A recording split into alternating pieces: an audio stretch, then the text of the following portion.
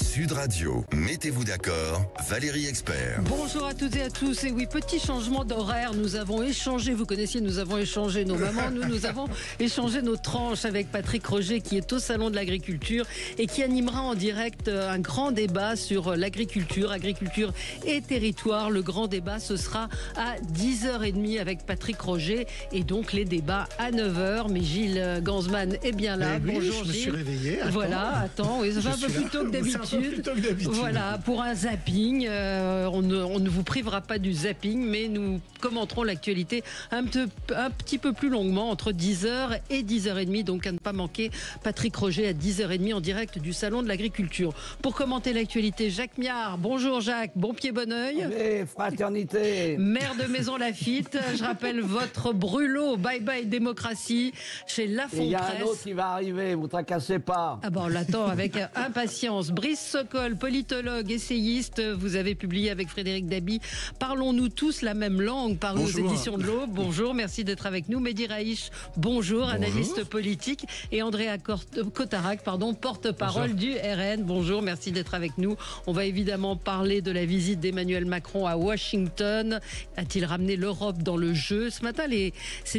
Alors je compte sur Jacques Miard plus particulièrement pour nous éclairer sur ce qui s'est passé hier, parce que les avis sont partagés sur cette rencontre. On va parler de Betaram avec François Bayrou, visé par une plainte, mais qui dit ne pas vouloir participer au scandale. On va parler de Mohamed Amra. Bref, beaucoup de sujets avec vous, mais je vous propose de commencer avec le zapping, comme au début de chaque émission.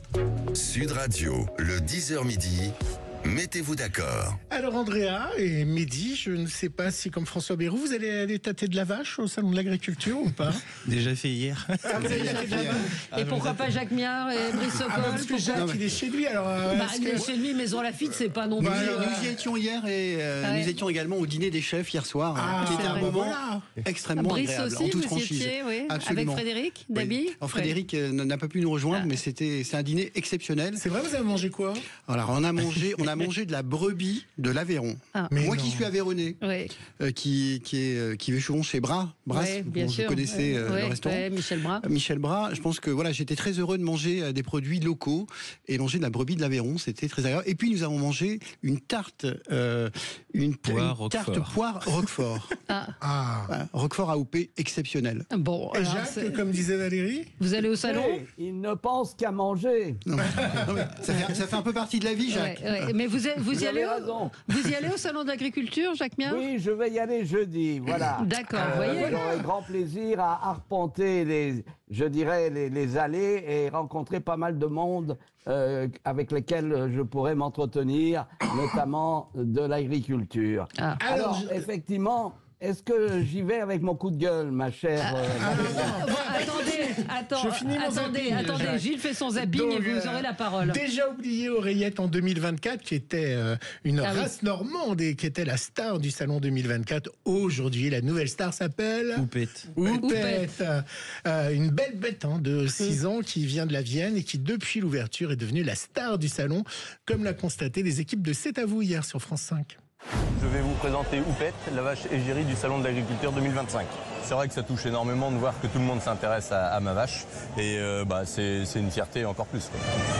C'est la star du jour. On l'a vue à la télé, on voulait la voir en vrai. Il y a une affiche avec elle, on la voit sur tous les billets. Non, vraiment, il faut voir Houppette, quoi. Ah, ça y est, on va pouvoir la prendre en photo. Vous me laissez pour que je puisse la prendre en photo? Tous les ans, je fais la photo de la star du salon.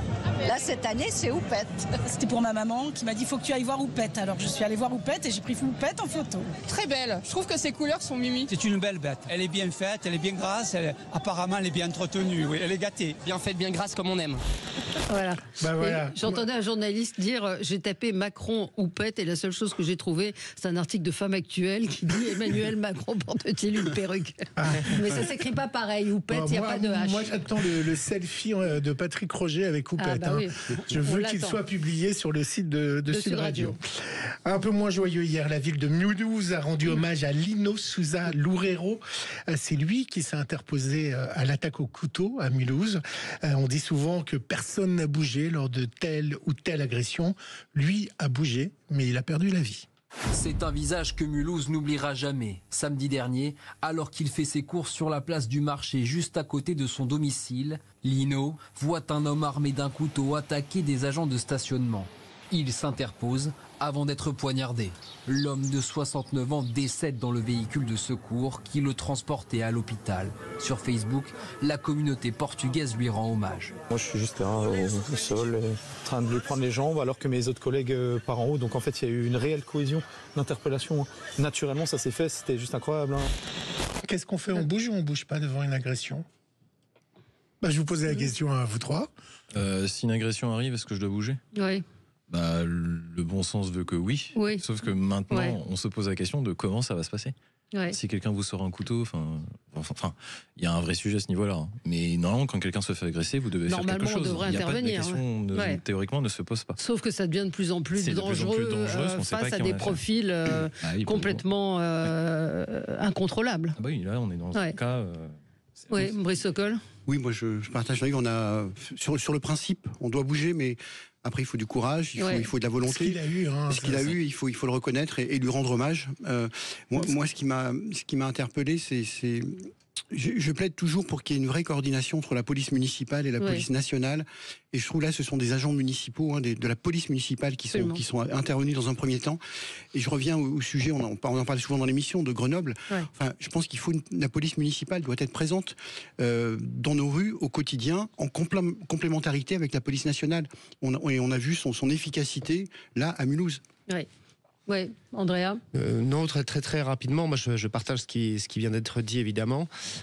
On a vu quand même que dans notre pays, contrairement à ce qui est dit, il y a beaucoup de gens qui se sont interposés. Ici, un homme à qui, évidemment, on rend hommage. Vous vous souvenez de l'attentat d'Annecy, où là aussi, un homme s'était interposé. Vous vous souvenez de M. Beltrame, qui, lui, dans un autre cas, s'était échangé pour sauver la vie de certains otages. Est-ce que c'est normal? Non. Est-ce qu'il faut banaliser les attaques? Non. Moi, je pense que c'est la banalisation des attaques qui fait qu'il n'y a pas de réaction, ou peu de réaction collective pour interpeller un homme.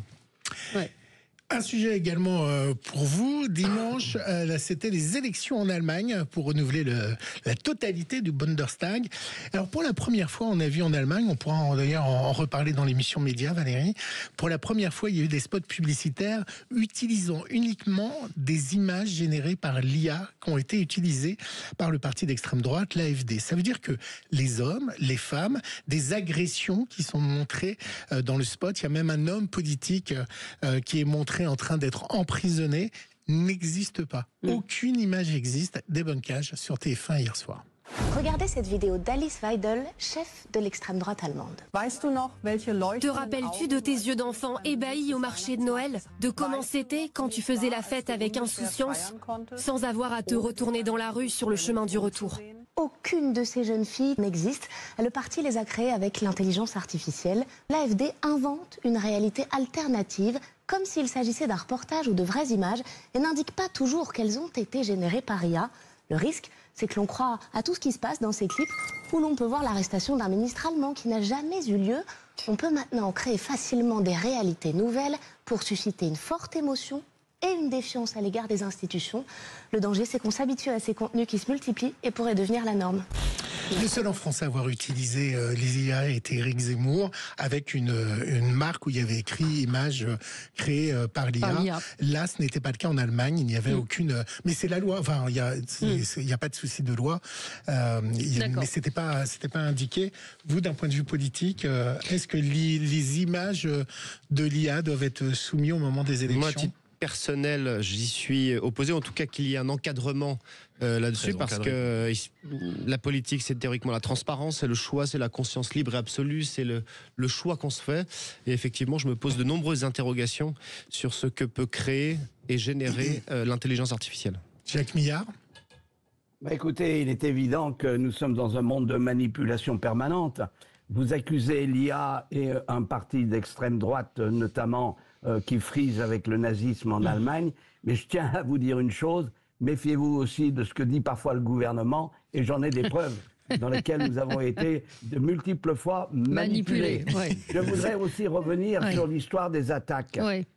La question fondamentale qui se pose, c'est que peut-être les Français vont commencer à avoir sur eux un certain, je dirais, de bombes lacrymogènes ou autre pour pouvoir se défendre. Et c'est ça qui va se passer. C'est qu'à partir du moment où on a une multiplicité d'attaques, il est clair que le bon peuple va pas se laisser faire et va réagir, et parfois en utilisant des moyens pour se défendre. Donc ça, c'est un problème qui se pose. Si la police municipale, la police nationale, qui ne peut pas intervenir à chaque fois aussi rapidement qu'on le souhaite, eh bien, je pense que nos concitoyens vont commencer à s'armer. Oui. Brice, vous vouliez réagir, Brice Sokol, sur l'Allemagne, sur l'Allemagne, sur l'intelligence artificielle. Moi, je suis un peu de votre avis, c'est-à-dire qu'il faut, dans le code électoral, il faut encadrer ces initiatives.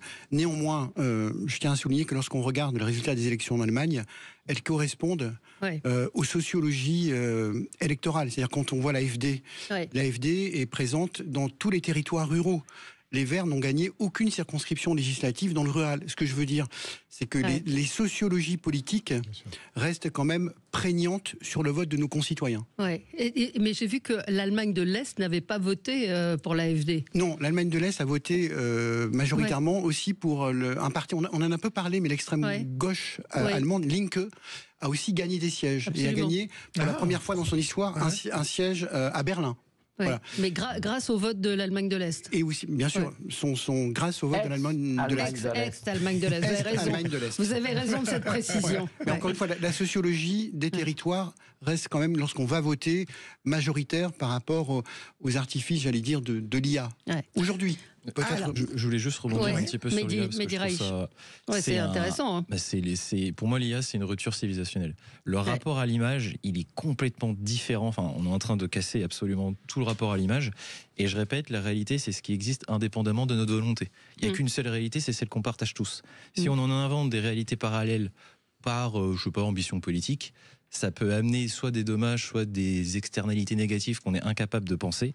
Et je trouve ce sujet à la fois passionnant, mais aussi très structurant dans la société. Et ça me parle, il y a une vraie question à ce sujet. Pour moi, c'est une question essentielle. C'est la redéfinition de la vérité. Exactement. Alors, aujourd'hui, on envoie un SMS pour dire tiens, t'as vu, je t'ai envoyé un WhatsApp. Ou l'inverse, on envoie un WhatsApp pour dire je t'ai envoyé un SMS. Au pire, pour dire aussi qu'on est là dans 3 minutes. Résultat, on ne s'appelle plus, on ne fait que s'écrire. Et du coup, le moindre coup de fil devient angoissant. Qui peut bien m'appeler alors qu'on pourrait m'envoyer un SMS et un WhatsApp? C'est devenu une pathologie. Ça s'appelle la téléphonophobie. Une enquête de M6. Et vous allez voir qu'à Taïwan, on réapprend aux gens à pouvoir décrocher son téléphone. Plus SMS ou appel téléphonique? SMS de loin. Parce que les appels, je sais pas combien de temps ça va durer. Je ne réponds jamais, mais je rappelle très vite. 23% des 18-34 ans ne répondraient jamais au téléphone. J'ai peur qu'on m'appelle et qu'on me dise qu'il y a un problème. La téléphonophobie, soit la peur des appels téléphoniques, prend de l'ampleur. Certaines entreprises donnent des cours à leurs jeunes employés pour apprendre à communiquer au téléphone. La téléphonophobie fait partie, d'une certaine manière, de l'ensemble qu'on appellerait phobie sociale. Le téléphone, à l'inverse de ce que l'on croit, c'est plutôt intime, puisque nous parlons en général dans l'oreille de l'autre. Les autres modes de communication auxquels on a été habitué depuis quand même pas mal d'années, les SMS, les mails, où là, en effet, en général, parce qu'on écrit, il y a un contrôle. C'est une question générationnelle. On voit beaucoup de jeunes, effectivement, qui ne répondent pas. Vous êtes jeune, André. Je vous remercie. Vous répondez au téléphone Écoutez, oui, je réponds au téléphone. La multiplication des applications fait qu'on écrit aussi beaucoup. On fait des vocaux, c'est-à-dire qu'on parle au téléphone, mais en différé. Absolument. Oui, c'est vrai, il y a les mais vocaux. avant la téléphonophobie, c'est-à-dire un problème pour parler au téléphone avec quelqu'un d'autre, je pense qu'on a aussi un problème pour parler tout court à l'autre. Quand on voit que la fête des voisins est un succès monumental, et les gens se disent mais pourquoi on s'est pas vu avant, pourquoi j'ai pas frappé à votre porte pour vous inviter à boire un verre ou à dîner, etc. Je pense que la véritable rupture, c'est que dans notre société, on se parle plus, ou de moins en moins en tout cas, avec un caractère de solidarité, de fraternité qui échappe aux applications ou autres. Je vous rassure Valérie, hein, vous n'êtes absolument pas atteint de téléphonophobie. Hein. Ah oui, non, moi ça va. Je l'ai à la main. Celui-là, vous décrochez à tout le monde. Oui, je décroche, moi, tout le monde. Allez, on termine en musique. On finit en musique, comme d'habitude, à un tube de... Enfin, pas de notre jeunesse, hein, il date de 1973. Une chanson culte. Killing My Softly with His Song, c'est le titre en entier. Mais on dit maintenant plutôt Killing My Softly. La chanteuse originale Roberta Flack est morte hier à 88 ans. Elle avait la maladie de Charcot. Hein.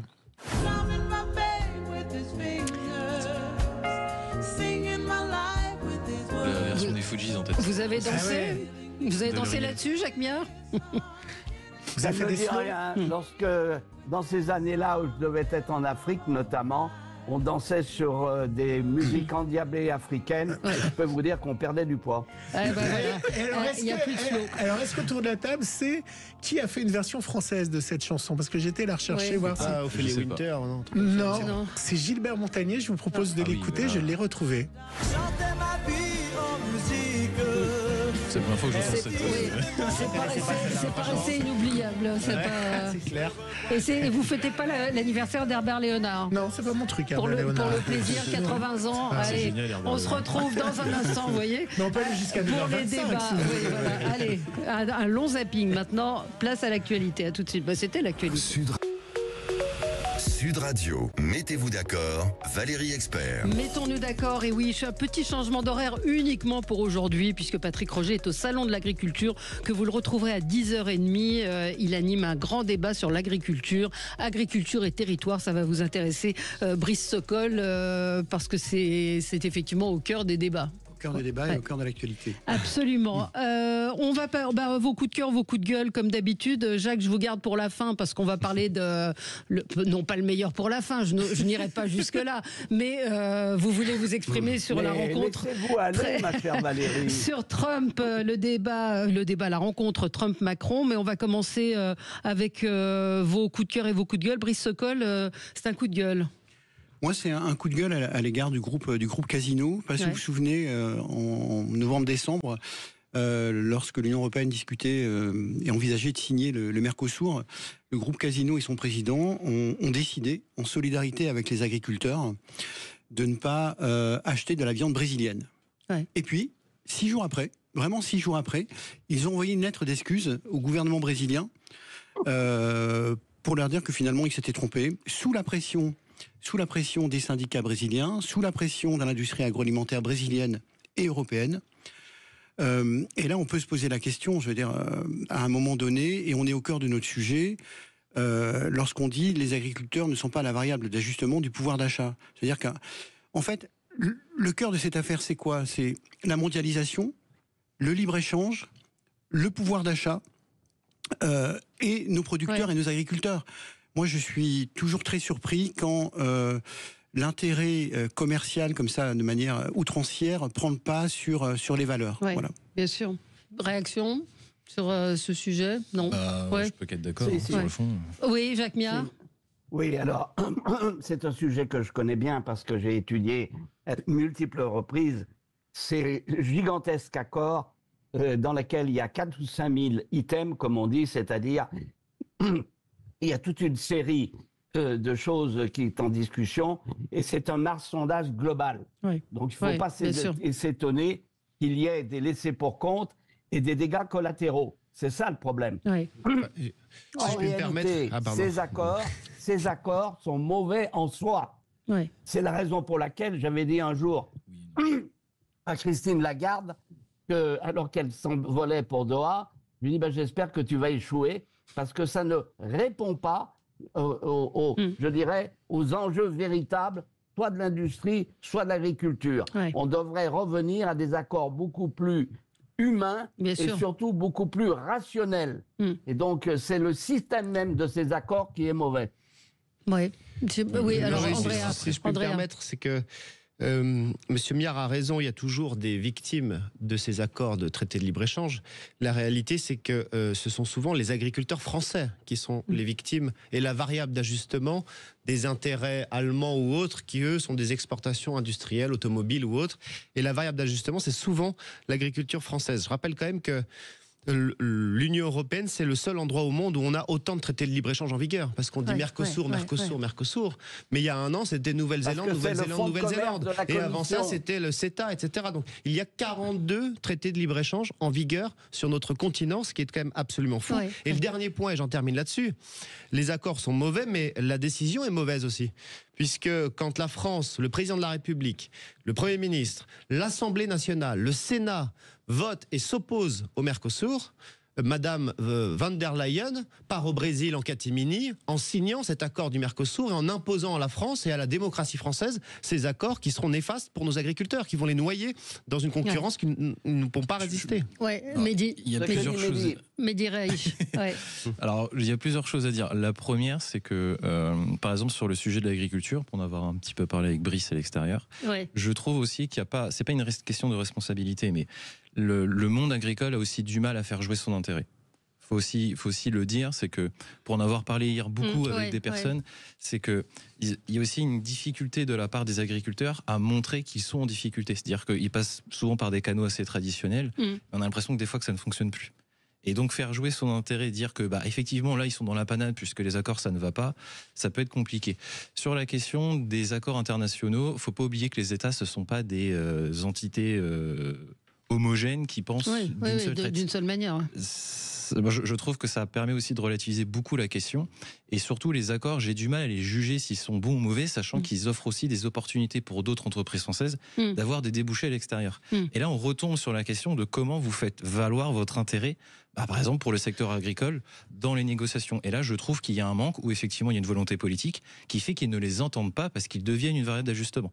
Donc en fait, pour moi, c'est à la fois au niveau international et au niveau national où les agriculteurs eux-mêmes ont du mal, en dépit de toutes leurs difficultés quotidiennes, à faire valoir leur intérêt. Et en même temps, pour les gouvernants, comme ils savent très bien que ces personnes-là ne pourront pas, parce qu'il y a le calendrier des semences, parce qu'ils ne sont pas assez entendus, ils en feront une variable d'ajustement. Oui, Jacques Méard. Oui, je voudrais revenir, parce qu'il y a quelque chose qui n'a pas été posé, l'axiome de base. C'est le mandat donné à la Commission pour ouvrir des négociations. Et là-dessus, vous vous rendez compte qu'en réalité, la Commission n'informe pas les États. Et c'est ça ce qui est dramatique. C'est qu'elle en fait ce qu'elle veut. Et là, il y a un problème, c'est qu'elle n'est pas sous le contrôle des États. Et ça, c'est une faute aussi des États qui devraient rappeler sèchement à la Commission qu'elle doit obéir au mandat. Sauf que ce n'est pas fait, effectivement. D'un mot, Brice Sokol sur le sujet. Et donc la van der Leyen, c'est une Prussienne, je dirais, fondamentale. Moi, c'est un avis que je partage. Mais on est complètement schizophrénique en Europe. C'est-à-dire qu'on a instauré la PAC, c'est-à-dire qu'on subventionne une partie de notre agriculture et en même temps, on la fragilise sur le plan international. Enfin, c'est un comportement complètement... Parce que c'est pas l'intérêt de l'Allemagne. C'est schizophrénique. C'est une lutte d'intérêt. Si vous ne savez pas faire valoir votre intérêt, vous êtes hors du game. Vous vouliez parler aussi du salon de l'agriculture, alors moi, c'est un coup de gueule parce que j'y suis allé hier. Enfin, j'ai adoré. Donc j'ai vu Oupette pour les intimes. Et donc, c'est un vrai coup de gueule dans le sens où moi j'ai fait la totalité des 6 halls et les politiques ne vont que dans le premier, c'est-à-dire là où il y a les vaches, là où il faut être vu. Par contre, les autres halls où il y a effectivement des produits français, des entreprises françaises, ils n'y vont pas. Moi j'ai passé aussi une bonne partie de l'après-midi à aller voir ce qui se passait dans les îles. Quand on voit toute la problématique qu'il y a avec Mayotte ou Haïti, ce sont des personnes, quand je leur ai posé la question, mais est-ce que les politiques viennent vous voir ? Eh ben non, personne n'est venu me voir moi. Dire qu'il y a des parties entières de l'agriculture française ou des artisans ou des productions françaises, et en vrai la France elle a un potentiel extraordinaire quand on y va, c'est vraiment extraordinaire, il y a des produits, c'est fabuleux. Et bien ces personnes-là ne sont pas vues par les politiques, ils vont juste songer à aller prendre une petite photo avec Coupette, faire du serrage de main pendant 10 minutes et ensuite basta. Alors, je trouve ça assez scandaleux sur le fond. Alors, peut-être que vous qui représentez le RN, Jordan Bardella y était, vous l'avez suivi, vous l'avez... Non, il était avec une grosse délégation de députés européens, puis vous savez qu'il y a un protocole au Salon de l'Agriculture avec d'innombrables délégations où c'est évidemment limité. Je pense que l'objectif pour Jordan, c'était d'avoir beaucoup de députés européens, puisqu'on vient de le dire, et on est tous d'accord autour de cette table, c'est le mandat offert à la Commission européenne, et donc c'est à cette échelle-là qu'on pourra défendre les nôtres. Par ailleurs, moi je suis habitué, je vais faire un petit peu de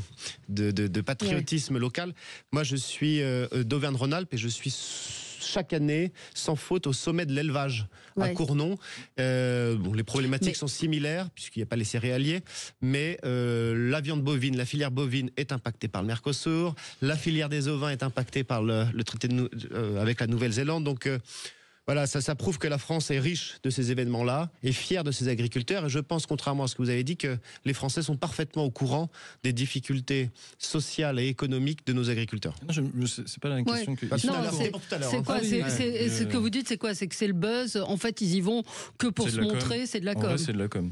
Pour en avoir parlé avec certains. Il y a pas mal de com, et puis il y a, si j'ai bien compris, avec Houppette, c'est l'amour vache. Ah, bravo. Merci, Jacques. Allez, Andrea, vous vouliez faire Alors, on va peut-être marquer une toute petite pause et je vous donne la parole dans un instant. On va parler de l'aide au développement. On en a parlé hier, mais vous voulez apporter des précisions. À tout de suite. Sud Radio, mettez-vous d'accord, Valérie Expert. Allez, on finit notre tour de table avec vos coups de cœur, vos coups de gueule. Andrea Cotarac, vous, c'est un coup de projecteur. Oui, c'est bien dit. Un coup de projecteur. Ce matin, le ministre des Affaires étrangères français a expliqué qu'il était utile d'établir un rapport de force avec l'Algérie dès lors que ce pays refusait d'accepter nos EQTF, c'est-à-dire leurs propres ressortissants. C'est ce que dit Marine Le Pen depuis des années, mais c'est surtout ce que dit le droit international. La Convention internationale pour limiter les cas apatrides, la Déclaration universelle des droits de l'homme ou encore le droit coutumier en général impose aux pays de reprendre leurs ressortissants. Ainsi, quand l'Algérie refuse nos OQTF, l'Algérie viole le droit international. Lorsque l'Algérie refuse d'accepter les siens, le principe de réciprocité donne droit à la France de ne plus distribuer de visa en retour. En plus de cette jambe du rapport de force, la France dispose de son autre jambe, l'aide au développement. Et là, quelle surprise! 15 milliards d'argent public sont distribués dans le monde entier, notamment à des ONG, pour des projets discutables comme l'autonomie des adolescents dans l'océan Indien, à l'heure où le Premier ministre, M. Bayrou, cherchait 30 milliards d'économies pour son budget 2025. À l'heure où les Comores s'attaquent à la France, déversent sciemment des clandestins sur Mayotte, refusent de reconnaître la souveraineté de la France sur Mayotte, refusent d'accueillir ses ressortissants expulsés de France, la France, elle, en retour, aide les Comores au développement dans une incompréhension la plus totale. En bref, ce que je veux dire, Valérie, c'est que la France doit marcher sur ses deux jambes, être cohérente avec elle-même, en établissant des rapports de force avec ces pays qui nous détestent. Elle respectera à la fois le droit international, mais surtout, par-dessus tout, elle se respectera elle-même. Oui, alors l'aide au développement, on a vu et on l'a évoqué hier, ce n'est pas que de l'argent public, c'est une minorité d'argent public qui est envoyé là-bas, même si on peut s'interroger. Il y a une vraie décision. Mais il y a plusieurs sujets dans votre Il y a plusieurs sujets, c'est une évidence. Je vous parlais des rapports de force, je vous parlais de droit international, je vous parlais de l'aide au développement, mais ce que je veux dire par-dessus tout, c'est que la France doit être cohérente, parce que l'aide au développement, c'est le Quai d'Orsay. L'aide au développement, il y a une réelle discussion au Quai d'Orsay, c'est-à-dire au gouvernement, et vous le voyez d'ailleurs, l'incohérence gouvernementale, puisque M. Rotaillot, soi-disant empiète sur le ministre des Affaires étrangères, et par-dessus tout, le président de la République n'a pas tracé de chemin. Comment est-ce que lui envisage la France dans le monde? On est sur les 5 continents, on a des voisins qui ne nous aiment pas, on en a d'autres qui sont nos amis et nos alliés traditionnels. Est-ce qu'il ne faudrait pas plutôt aider nos alliés plutôt que les pays qui nous détestent? Voilà, c'est des vraies questions politiques et d'ordre général. Oui, réaction, Jacques Miard? Oui, alors, premièrement, dans les rapports franco-algériens, je crois qu'il y a un dénommé Emmanuel Macron qui a donné des verges pour se faire battre. Parce que quand vous constatez qu'il a dit à 2 ou 3 reprises que la France avait commis des crimes contre l'humanité en Algérie, il faut le faire.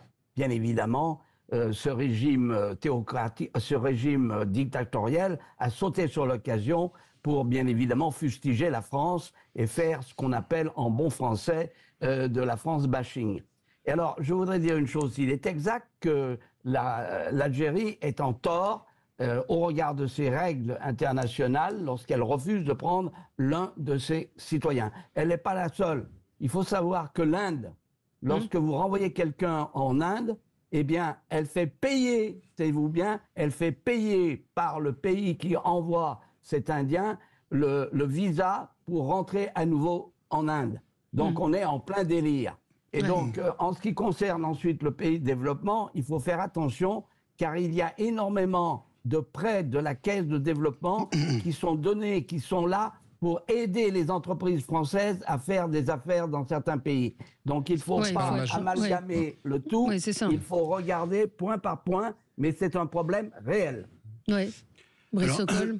Sur 2 sujets. Le sujet de l'aide au développement, bien évidemment, moi je plaide pour qu'il y ait une vraie transparence et une évaluation, ce qui n'est pas le cas aujourd'hui.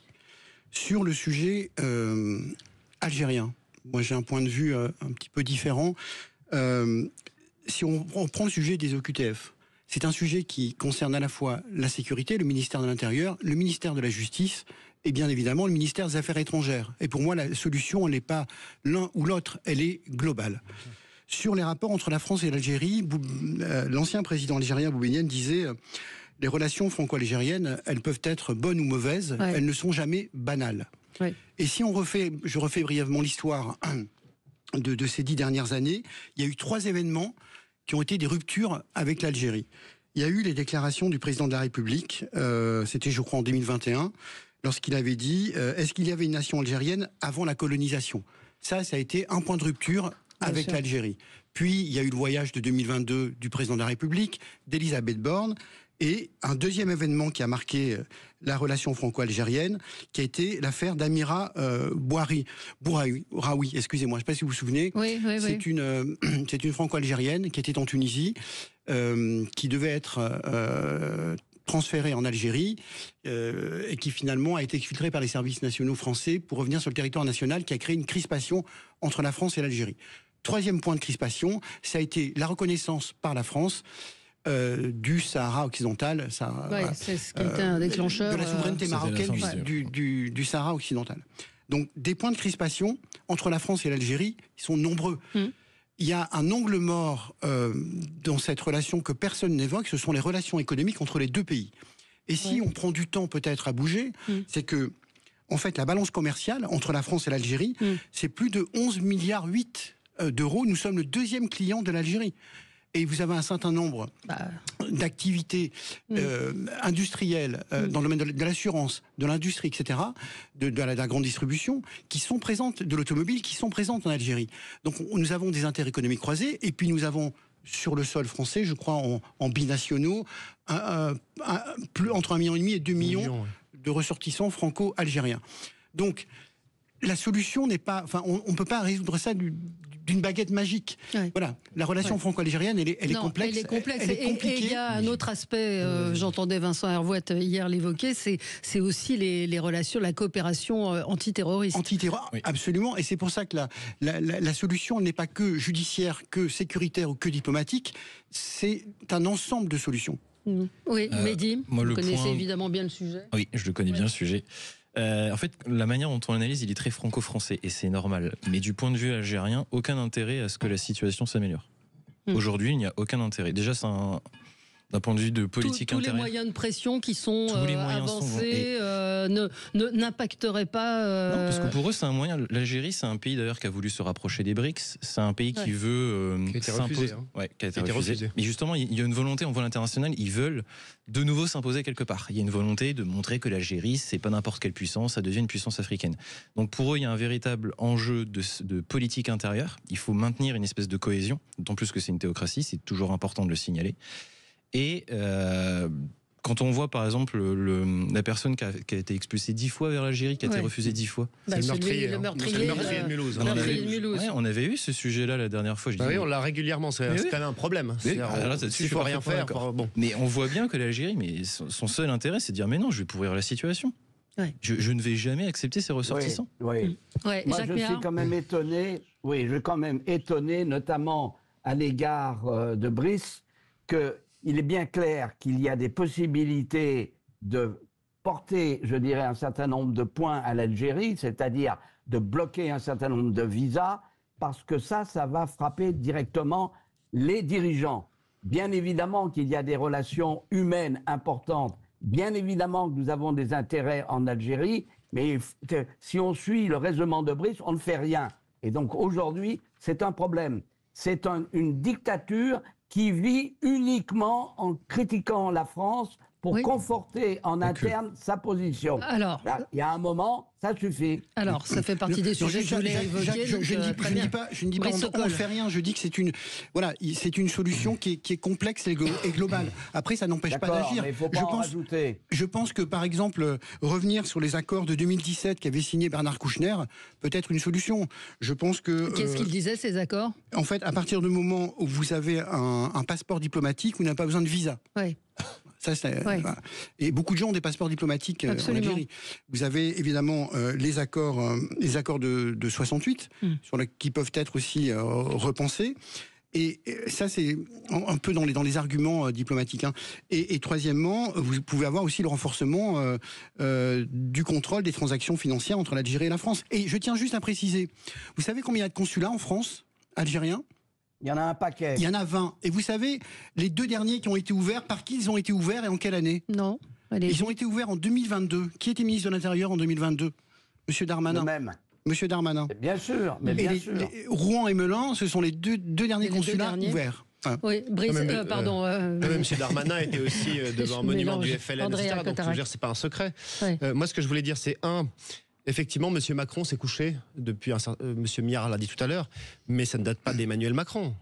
Je veux dire, quand la droite était au pouvoir, quand M. De Villepin, qui parle souvent d'Algérie, était Premier ministre, M. Bouteflika, le matin, explique que la France est un pays génocidaire et notamment a fait un génocide culturel et identitaire sur l'Algérie. L'après-midi, M. Bouteflika est soigné à Paris. J'ai pas entendu le gouvernement de droite à l'époque s'offusquer de ces déclarations-là. Deuxièmement, moi je confonds pas le peuple algérien du gouvernement algérien, du régime algérien, de l'oligarchie algérienne qui s'accapare des richesses de son pays. L'Algérie, c'est le 7e exportateur de gaz au monde. L'Algérie pourrait être la Norvège du Maghreb. Mais ce n'est pas le cas. Ils ont une jeunesse en déshérence. Il n'y a pas d'avenir. Une jeunesse qui ne pense qu'à une chose, c'est partir. Et un pays qui n'est pas aussi puissant qu'il aurait pu l'être, puisqu'il y a une corruption de la part de ce gouvernement et de cette oligarchie algérienne. Et dernier point, l'antiterrorisme. L'économique, effectivement, il y a des rapports économiques très forts. Effectivement, la France est premier ou deuxième client de l'Algérie. Mais c'est un point de plus dans la balance pour un rapport de force de la France. Car voyez-vous, la France pense qu'elle est entendue par tous. Elle regarde le monde comme dans les années 70. Ce n'est plus le cas. L'Algérie est un État souverain. Et il y a bien des États aujourd'hui qui ne comprennent qu'une seule chose. C'est le rapport de force. Ouais. Si la France n'arrive pas à se faire respecter, si la France refuse un rapport de force, ne serait-ce qu'en expliquant à sa population, parce que les Français, ils pensent quoi là-dedans ? Hier ou avant-hier, un homme est poignardé et tué. On lui a rendu hommage il y a quelques minutes. L'Algérie a refusé à 10 reprises d'accueillir ce meurtrier. Donc c'est-à-dire que c'est plus un débat théorique et gentil. Les refus de l'Algérie, le rapport de force qu'entame l'Algérie vis-à-vis de la France blesse des fonctionnaires de police et tue des gens aujourd'hui. Donc c'est une vraie interrogation. Mais on a un syndrome algérien. En France, on a un syndrome, on a peur. Comme il y a une énorme diaspora algérienne, moi-même je suis issu d'immigration. Mais moi aussi, j'ai pas de souci, pas algérienne, mais il y a un syndrome politique on n'assume pas ce qui s'est passé soit durant la guerre d'Algérie. Ne vous perdez pas dans la complexité. Non, mais c'est pas une question de se perdre dans la complexité, c'est un vrai sujet. En choisissant les objectifs. Oui, mais Mehdi est en train de dire que c'est pas comme Brice Sokol, que ce n'est pas si simple que ça. Non, c'est pas si simple que ça pour le coup. C'est beaucoup plus simple que vous le croyez. Mais même le rapport de force, on peut l'engager, je suis même pas certain qu'on avec la complexité. Bon. Mais même le rapport de force, je suis pas certain que vous allez le gagner. Aujourd'hui, même si vous revenez sur les accords de 68, je vous assure que l'État algérien, pour le coup, il y a déjà pensé. C'est pas quelque chose qui va être dommageable ou une difficulté insurmontable pour eux. Donc aujourd'hui, la question, elle est véritablement faite. Elle pose la question du lead qu'impose Emmanuel Macron, et on le voit sur les questions internationales, il n'est pas bon. On va le voir sur la question ukrainienne, on a du retard. Et aujourd'hui, personne n'incarne une ligne politique de politique étrangère pour la France. Donc c'est un vrai souci. Et surtout, on ne pense pas, mais c'est ce que j'ai dit tout à l'heure, on a un regard très franco-français. Mais en Algérie, l'État algérien, il est content de la situation. Oui, bien sûr. C'est pour lui, politiquement, le gouvernement est peut-être content, mais on sait très bien que de toute façon, le poisson pourrit par la tête. Ah bah ça, là-dessus, je peux pas vous donner tort. Allez, on se retrouve dans un instant. On va parler avec vous, Jacques Miard, de la rencontre entre Emmanuel Macron et Donald Trump. À tout de suite. Sud Radio, mettez-vous d'accord, Valérie Expert. Alors, on arrive à votre coup de gueule, Jacques Miard, et ça fait partie évidemment des sujets qu'on doit aborder aujourd'hui. Cette rencontre hier entre Emmanuel Macron et Donald Trump. Qu'est-ce que vous en avez pensé ? Eh bien, écoutez, c'est assez simple. J'ai rarement vu un dialogue de sourds. Et il est évident que chacun est resté sur ses positions et qu'il n'y a véritablement aucun échange au fond qui puisse faire avancer le schmilblick. Trump a dit « moi je veux la paix et je vais continuer à essayer de trouver une trêve avec Poutine », c'est vrai. Et quant à Macron, il rappelle qu'il y a effectivement des victimes que sont l'Ukraine et Zelensky en particulier. Donc on est en plein, je dirais, dialogue de sourds. Il n'y a pas aujourd'hui une chose qui permette de décanter et rapprocher. Je suis même frappé par les positions de la diplomatie française avec Barrot, qui, au lieu de saisir une initiative pour essayer de rétablir un dialogue avec les Russes, ignore. Et l'autre jour, il a répondu « Avez-vous des contacts avec Lavrov ?» Non, j'en ai pas. Oui. Mais c'est imbécile. La diplomatie, et j'en sais quelque chose, on ne parle pas uniquement avec les copains. Hein, parce qu'à ce moment-là, on parlerait avec personne au niveau de la planète. La diplomatie, c'est aussi de rétablir un début de, je dirais, de confiance et de dialogue, entre guillemets, avec la Russie. Or, aujourd'hui, c'est exactement le contraire. Je suis sidéré par la position française. J'ajoute même une chose. Lorsque Macron se rend à Washington, il fait une faute protocolaire, parce que normalement, c'était à Trump de venir en France, parce qu'il vient d'être élu. Deuxièmement, on sait très bien qu'en allant là-bas, il va payer un hommage, et Trump l'a pris comme ça, parce qu'il constate que c'est évidemment les vassaux qui viennent, je dirais, lui baiser les babouches. Oui, donc c'est quand même quelque chose d'assez extraordinaire. Ouais, enfin, il est quand même le diplomatique que de s'être rendu aussi vite. C'est pas la première fois que ça arrive. Un jour, j'avais déstabilisé Védrine, qui s'était rendu après une élection, je crois que c'était Obama, s'était rendu immédiatement à Washington. Ben non, c'était le contraire. Les Américains, ils n'ont qu'à venir. Oui, ils sont la première puissance, non? Il y a de diplomatie française. C'est aussi simple que ça. Oui, mais est-ce qu'on a les moyens aujourd'hui d'avoir cette diplomatie? Bien évidemment qu'on a les moyens. Il n'y a aucune corrélation entre la petite taille et, je dirais, la puissance. C'est un problème de cohérence. C'est un problème de détermination politique. Et on l'a prouvé dans le passé. Donc ce n'est pas à peine de dire qu'on n'a pas les moyens et que il n'y a aucune corrélation entre la taille et la puissance. C'est un problème de cohérence et de détermination. Alors, il y a quand même une corrélation entre la taille et la puissance. Enfin, non. Pour moi, si. Enfin, aujourd'hui, la France, elle a dégringolé, je suis désolé. Rien.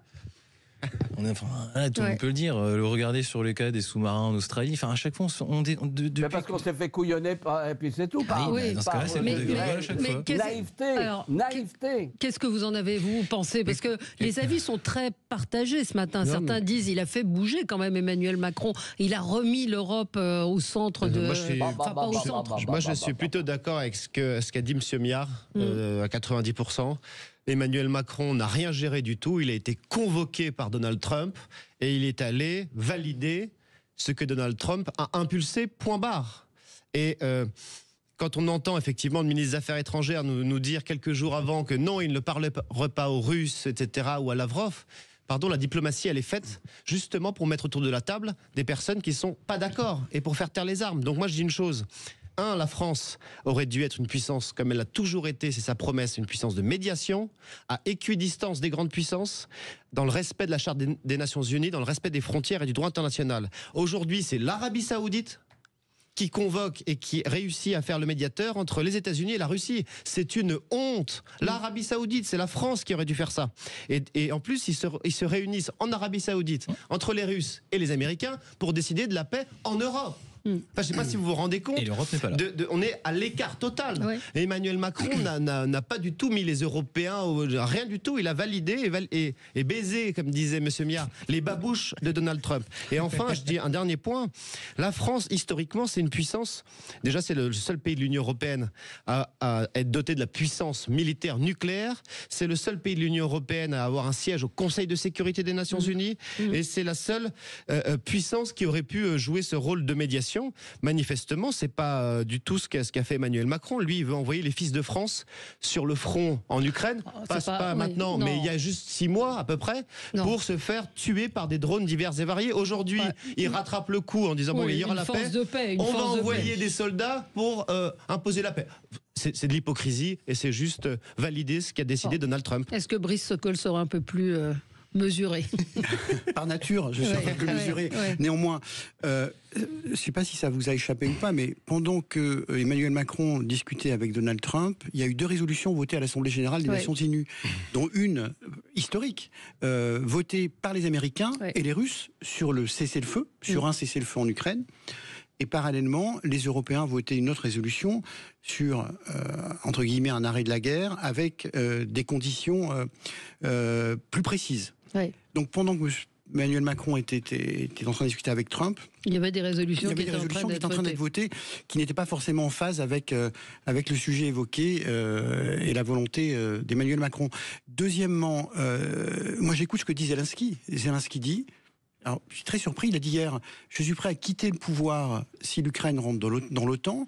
Il a dit, nous sommes proches d'un accord avec les États-Unis sur les terres rares. Donc, la diplomatie américaine, russo-américaine, avance. Et les Européens ont encore un temps de retard. Moi, c'est ça qui me choque, c'est que, en fait, on a eu 1945, on a eu l'Europe qui s'est faite, qui s'est reconstruite. On a eu l'élargissement, mais on n'a pas préparé le monde qui est en train d'arriver. L'Europe n'a pas préparé la paix, l'Europe n'a pas préparé ça fait combien de temps sa défense, sa politique étrangère de sécurité commune. L'Europe est en retard.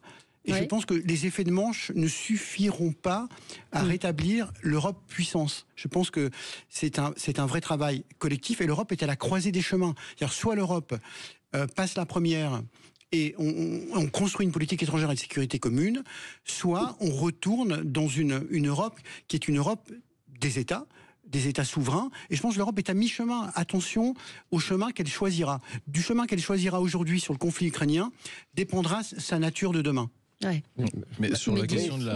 alors attendez, Jacques, Mehdi voulait réagir et après je vous donne la parole. Sur la question de la sécurité européenne, c'est un vieux serpent de mer, mais c'est structurant dans la politique européenne. C'est une question, moi je trouve ça quand même incroyable, que l'Union européenne, qui est certes à l'origine une union commerciale, enfin bref, union économique, n'a jamais pensé à sa propre sécurité. C'est quand même, ça, moi je trouve ça quand même. Ils y ont peut-être pensé, mais ils n'ont pas réussi. Ils réussi à le mettre en ce sens. Je suis désolé, on n'a pas de. On le voit bien aujourd'hui, on a été dépendant de l'OTAN pendant très longtemps. Et dernier sujet. On l'est toujours. Oui, mais on est toujours. Mais justement, c'est peut-être ça le problème d'ailleurs. Et dernier sujet, c'est que Donald Trump, il est quand même très malin, puisque lui, c'est très bien ce qui l'intéresse, c'est de se faire rembourser avec l'extraction des terres rares en Ukraine, ce que le gouvernement Biden a dépensé. Donc en fait, il se sert juste de Macron, pour le coup, c'est juste se servir de l'Europe, comme un peu le tapis sur lequel je vais m'essuyer les mains. Ça me permet un peu d'arrondir les angles, mais au fond, moi, ce que je recherche, c'est pouvoir aller exploiter ce qui se passe en Ukraine. Donc c'est très cynique, mais c'est un vrai sujet. Premièrement, en ce qui concerne la défense européenne, la seule formule qui vaille, c'est en attendant Godot. C'est pas de mal à veille. C'est vrai. C'est aussi simple que ça. Deuxièmement, il y a une chose que vous oubliez, c'est que cette guerre est une guerre américano-soviétique.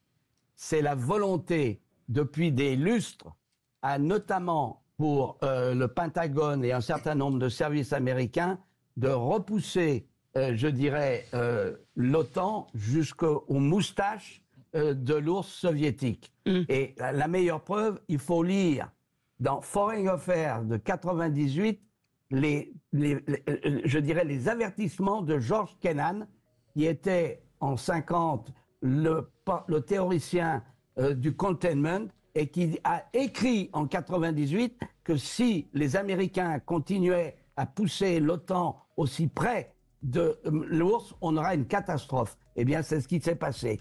C'est une guerre américano-soviétique. Les Américains sont grandement responsables de ça et les Russes sont tombés dans un piège en attaquant, bien évidemment. Bon. Et quand on sait qu'à Istanbul, notamment lorsqu'on a dit qu'il fallait un accord, c'est Boris Johnson, les Anglais encore, qui ont refusé l'accord qui était envisagé et qui ont dit on va vous réarmer. C'est aussi simple que ça.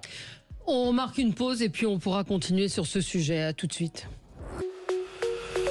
Sud Radio, mettez-vous d'accord, Valérie Expert. Mettons-nous d'accord aujourd'hui, édition un petit peu spéciale, enfin programmation un peu spéciale puisque Patrick Roger va prendre l'antenne à 10h30 en direct du Salon de l'Agriculture. Agriculture et territoire, grand débat à suivre en direct sur Sud Radio. Et nous continuons à commenter l'actualité avec Jacques Miard, maire de Maisons-Laffitte. Je rappelle votre dernier ouvrage, Bye Bye Démocratie chez Lafon Presse et on attend le second avec impatience. Brice Sokol, politologue, essayiste. Et je rappelle également votre livre, co-auteur avec Frédéric Dabi de Parlons-nous la même langue, paru aux éditions de l'Aube. Mehdi Raïch, analyste politique, et Andrea Cotarac, porte-parole du RN. Nous parlions de cette rencontre hier entre Emmanuel Macron et Donald Trump. On entendait, on en discutait un petit peu sur le plateau. C'est comment tout cela va-t-il se finir? Vous avez raison, Bruce Sokol, de rappeler qu'il y a eu cette nuit à l'ONU, à l'Assemblée, un vote pour un cessez-le-feu. Pour un cessez-le-feu. Voilà. Ouais, qui ne parle pas évidemment des conditions. Mais là, je pense que le préalable, c'est d'abord un cessez-le-feu. Ouais. Après, on négocie les termes d'un accord, et avec peut-être les Européens, évidemment les Ukrainiens. Mais je pense que l'urgence, c'est un cessez-le-feu. Vous savez qu'il y a, d'après les études que j'ai lues, il y a entre 70 000 et 100 000 morts côté ukrainien. Ouais. C'est un pays dévasté. Ouais. Donc je pense qu'il est temps. Moi, je n'aime pas les va-t-en-guerre. Il est vraiment temps de travailler sur un cessez-le-feu et après préparer les conditions d'un accord de paix avec l'ensemble des parties prenantes. Vous donniez un chiffre effarant, Andrea Cotarac, pendant la pause. D'ailleurs, je crois qu'Emmanuel Macron l'a repris. C'est la presse américaine et la presse helvétique qui révèlent qu'il y a 1 million de morts et de blessés en Ukraine. Ah. Donc c'est une guerre. Et vous avez 6 millions d'Ukrainiens qui ont voté avec leurs pieds et sont sortis d'Ukraine. Donc c'est un pays une guerre effectivement qui est à bout. C'est une guerre absolument. J'avais pas terminé, Monsieur Marr, mais c'est pas grave. Laissez terminer. Je disais que c'est une guerre absolument dramatique au cœur de l'Europe. Nous, on a toujours été pour une conférence pour la paix avec Marine Le Pen, mais j'aimerais dire une chose quand même sur les résolutions qui ont été évoquées à l'ONU, où les pays européens ont rédigé une résolution pour la paix. Que les pays européens fassent ça, ça veut bien dire qu'ils ont changé. Ça veut bien dire qu'ils suivent Donald Trump, puisque dans le même temps, vous écoutez M. Breton, qui était commissaire européen, il disait parler de paix au sein de la Commission, c'était tabou. Surtout pas. On voit aujourd'hui que l'Union européenne suit évidemment Donald Trump. Et enfin, j'ai juste une chose, je ne sais pas qui va gagner ou perdre, mais je sais, ceux qui ont déjà perdu, ce sont les Européens, parce que cette guerre, elle a clochardisé l'Europe en matière de coût de l'énergie. Elle a clochardisé l'Europe aussi, puisqu'on a fait énormément de prêts avec l'argent public à l'Ukraine, que l'Ukraine ne pourra pas vraiment rembourser, puisqu'on le sait très bien, c'est un État qui est à terre. Et dernier point, ce qui est extraordinaire, c'est que les bénéfices, entre guillemets, je parle cyniquement, mais les bénéfices, entre guillemets, de cette guerre n'iront pas non plus aux Européens. En termes de reconstruction, en termes de terres rares, en termes agricoles. Ce sont les Américains et les Russes qui, une fois de plus, vont se partager l'Ukraine. Et c'est vraiment malheureux pour les Européens qui n'ont pas eu de politique indépendante. Et je pense que sans une France forte qui défend l'équidistance et l'indépendance, l'Union européenne suivra les États-Unis comme ils l'ont fait à chaque fois. Ouais. Réaction. Il est clair que, non, juste Jacques un point complémentaire. Il y a quelque chose, moi, qui m'est resté à travers la gorge. On nous disait en commission des affaires étrangères que les accords de Minsk, c'était véritablement la solution pour avoir la paix entre l'Ukraine et la Russie. Et puis, comme par hasard, on apprend par Merkel en décembre 23, confirmé par Hollande quelques semaines après, que tout ça, c'était un leurre et que ça n'avait qu'un objectif, permettre à l'Ukraine d'être armée. Donc, comment voulez-vous, quand on vous ment de cette manière, comment voulez-vous avoir confiance dans votre gouvernement et que les Russes ne soient pas surpris et étonnés d'un tel cynisme? Oui. Je voudrais qu'on parle de ce qui s'est passé hier avec le voyage de Rima Hassan en Israël. Elle est arrivée avec une délégation européenne. Elle n'a pas pu rester sur le territoire israélien. Elle est repartie aussitôt. Ce matin, elle publie ce tweet. J'ai reçu des dizaines et des dizaines de messages d'appels menaçants de numéros israéliens. La plus grande panique des Israéliens, c'est le retour des réfugiés palestiniens. Je vous dis donc ce que j'ai dit aux autorités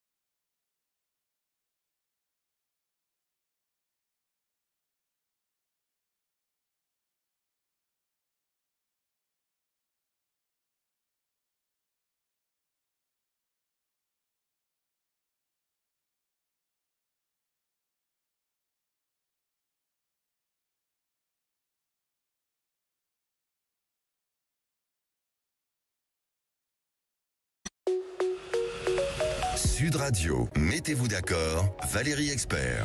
Et de retour avec vous dans le studio de Sud Radio et nous parlons de Rima Hassan, du fait qu'elle a été refoulée hier depuis à l'aéroport de Tel Aviv. Le tweet de Jean-Luc Mélenchon qui appelle, qui est très limite.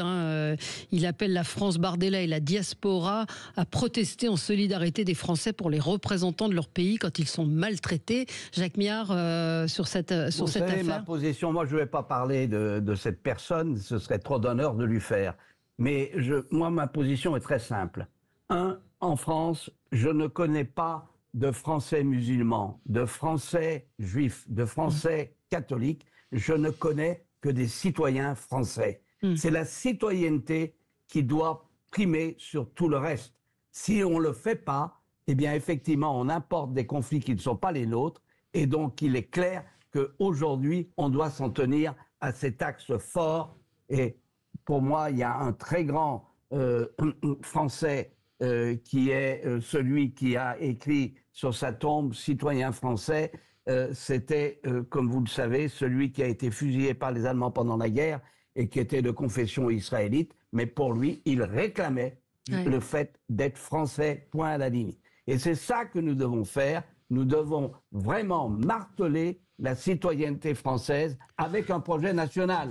Ça va de soi. Oui. Et ça reste à faire. Oui. Maintenant, cette intervention de Jean-Luc Mélenchon est quand même très limite. Vous lui renvoyez, c'est tout. C'est pas la peine d'épiloguer avec cet homme-là. On sait où il est. On n'est pas loin du complot juif.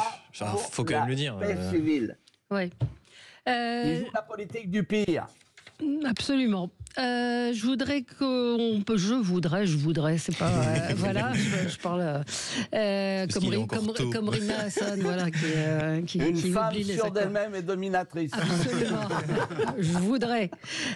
François Bayrou visé par une plainte et qui dit qu'il ne veut pas participer au scandale. C'est vrai que en ce moment, les affaires, on l'a évoqué hier, mais néanmoins, on peut quand même s'interroger sur le silence des politiques, même du RN sur Betaram. Pourquoi il n'y a pas d'expression politique sur ce sujet qui est quand même gravissime? Et c'est vrai que Mathilde Panot, Dieu sait si on ne dit pas beaucoup de bien d'elle ici, qui dit tortionnaire de Betaram et de Bergerac, innombrables victimes de l'Église catholique révélées par le rapport Sauvé, réseau pédocriminel de Pierre-Alain Cotineau, bourreau d'enfants parmi les plus vulnérables, les victimes de Joël Le Squarnec, les conclusions de la Civis, l'ampleur des violences sexuelles faites aux enfants est révoltante.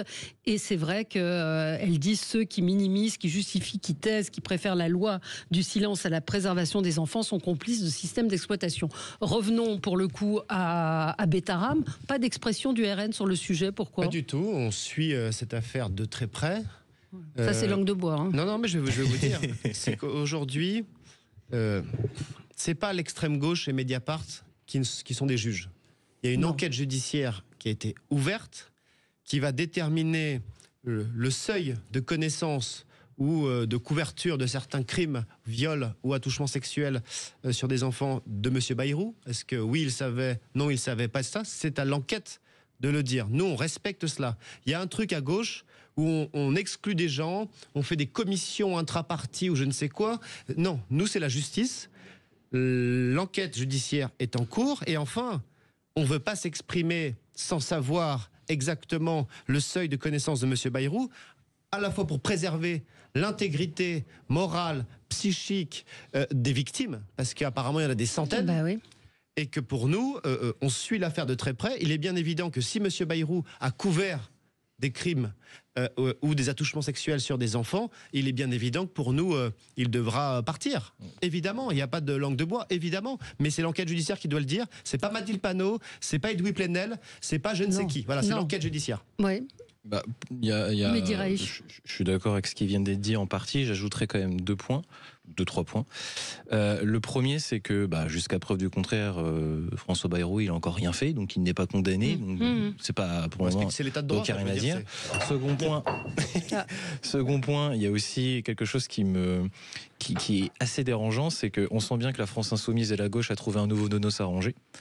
Donc on se sert de ce qui se passe avec François Bayrou pour attaquer justement le gouvernement, alors que justement c'est une affaire grave On devrait laisser la justice se saisir de la question et pas forcément faire de commentaires politiques tout de suite. On ne peut pas dire, parce que Mediapart a sorti un certain nombre d'éléments, de dire, politiquement, de l'instrumentaliser d'un côté comme de l'autre. Aujourd'hui, il y a des victimes, il y a un certain nombre de choses qui sont assez, qui sont évidentes, évidentes en tout cas. Effectivement, là, c'est pas la justice, mais Brice Sokol sur cette affaire. Il y a une affaire judiciaire en cours depuis plusieurs années. Oui, mais enfin, on a vu des politiques réagir à des affaires. Il y a une mise en lumière qui a été faite de manière tout à fait subjective par une partie de l'extrême gauche française. Cette affaire, elle a au moins le mérite de mettre en lumière les dénis individuels et collectifs des violences faites aux enfants et aux familles. Ça, c'est une réalité. Après, sur le volet politique, moi, je voudrais resituer peut-être ce sujet de manière plus globale dans le rapport qu'ont les électeurs, les citoyens aux politiques et à ce rejet qu'on constate depuis plusieurs années des citoyens à l'égard de la classe politique. Ce qui est en partie votre livre. Oui, je pense qu'il faut vraiment un point de vigilance sur le rôle du politique et le politique par rapport au déni, le politique, on l'avait vu avec l'affaire Cahuzac, par rapport au mensonge, mensonge d'État, et le politique par rapport aux résultats. C'est-à-dire aujourd'hui, on a beaucoup travaillé avec Frédéric Dabi ce sujet-là, il y a une vraie différence entre le politique national et le politique local. La majorité des Français font confiance aujourd'hui à leur maire, à leurs conseils départementaux, parce qu'il y a une notion d'écoute et une notion de résultat qu'ils ne retrouvent pas dans la promesse républicaine nationale. Voilà, je voudrais juste resituer le débat dans ce cadre-là. Sauf que ça ne répond pas vraiment à la question des politiques qui sont très très prudents sur l'affaire Betaram. Il y a déjà eu pas sur un sujet connexe, mais on voit bien ce qui s'est passé avec l'affaire Bayrou et Julien Bayou. Ouais. On voit que lorsqu'on incrimine quelqu'un alors qu'on n'a pas forcément les preuves, vous pouvez briser quelqu'un. Bien sûr. Donc c'est pour ça que politiquement je peux comprendre. Enfin, c'est un vrai sujet. En plus, ça touche à l'enfance. Donc on est tous sensibles à ce sujet. Et puis il y a un vrai sujet avec l'ASE, etc. Donc il y a plein de connexions en ce moment. Mais on voit bien que il y a un tribunal populaire qui se met en parallèle du vrai tribunal, et ça peut détruire des carrières, ça peut détruire des gens, et politiquement, ça peut envenimer la situation. Même pour les victimes. Et même pour les victimes, ça peut être terrible. Dramatique pour les victimes. Il y a assez peu de victimes globalement. C'est un vaste débat. Oui, mais je pense d'abord aux victimes avant de penser aux erreurs éventuelles, même si c'est un propos qui peut choquer. Jacques Miard. Je comprends ce choc. Jacques Miard. Je pense qu'il faut garder, je dirais, prudence et sérénité, parce que cette affaire est tordue. Mais oui. Elle est tordue pour le Premier ministre, parce qu'il se retrouve dans une situation où maintenant il est en position d'accusé. C'est aussi simple que ça. Alors bien sûr, l'instrumentalisation de la justice est un problème, mais il n'en demeure pas moins qu'il y a une accumulation aujourd'hui, je dirais, de témoignages qui sont troublants. Voilà. Et à mon avis, Bayrou va avoir quelques difficultés pour s'en sortir. Un dernier point, c'est que l'affaire, faut pas l'oublier, elle date pas de l'année dernière. Non, elle est sur 30, 40 ans. Il y a combien de ministres qui se sont succédés, juste prendre que François Bayrou. Bon, on va conclure là-dessus, sur ce sujet. Merci à tous les quatre. On va retrouver tout de suite Patrick Roger, qui est en direct du Salon de l'Agriculture. Bonjour Patrick. Bonjour ma chère Valérie. Effectivement, au Salon de l'Agriculture, où nous allons parler de l'avenir de nos campagnes, mais avec deux sujets en particulier. L'agro-industrie. Vous savez, il y a un agri-bashing, il y a eu aussi de l'agro-industrie bashing ces dernières années, de l'industrie bashing aussi sur les territoires. Or, c'est particulièrement important. Ce sont des milliers, évidemment, d'emplois, plus de 500 000 directs. Et c'est important parce qu'on est en train de perdre la face aujourd'hui dans notre excédent commercial avec l'étranger. Donc il faut impérativement, évidemment, travailler, y compris pour les circuits courts. Je vais recevoir avec Olivia Detroya, qui est à mes côtés, journaliste spécialiste en fait au Figaro. Je vais recevoir le ministre Marc Ferracci, Dominique Chargé, qui est le président de la coopération agricole, et des représentants du monde rural, énormément de monde. Le patron des CPME aussi, qui sont sera avec moi tout à l'heure et avec nous. Bien sûr, jusqu'à midi, vous pouvez commenter sur les réseaux sociaux et le maintien des activités sur les territoires. SOS, sauvons nos territoires. Merci Patrick, bonne émission à vous. C'est donc tout de suite, dans quelques instants, après la pause de pub, ce grand débat territoire et agriculture et territoire. Merci encore à tous les quatre pour ces débats et on se retrouve demain. Très bonne journée sur Sud Radio.